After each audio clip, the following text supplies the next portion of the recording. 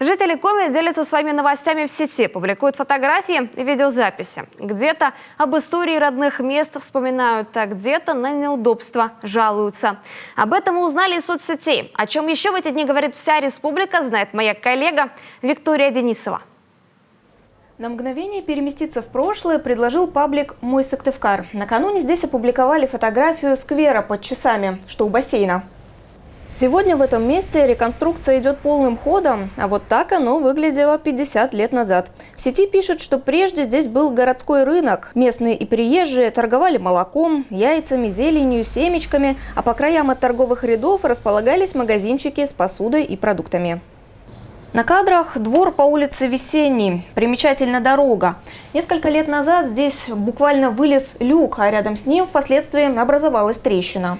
Вот только теперь она уже походит на яму. Местные трижды обращались в управляющую компанию, но изменений никаких. А если ребенок туда угодит, сетуют эжвинцы.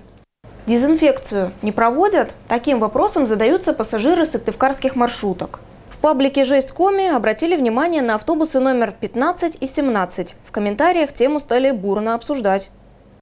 Хлоркой обрабатывать надо. Ни на одном маршруте не обрабатывают.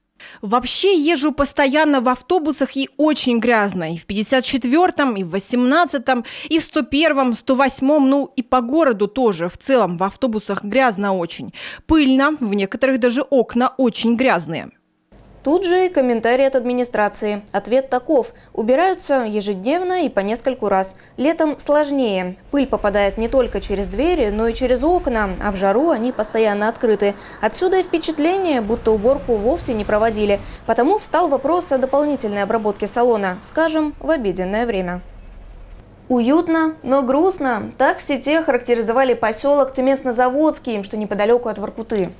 ЦЭМ, как его называют местные, основали в 1950-м. Сегодня часть домов пустует, однако пишут, что общее настроение здесь позитивнее, нежели в том же советском. Тут же и сам цемзавод, он по-прежнему дымит и выпускает продукцию. Возможно, благодаря этому поселок продолжает жить и по сей день.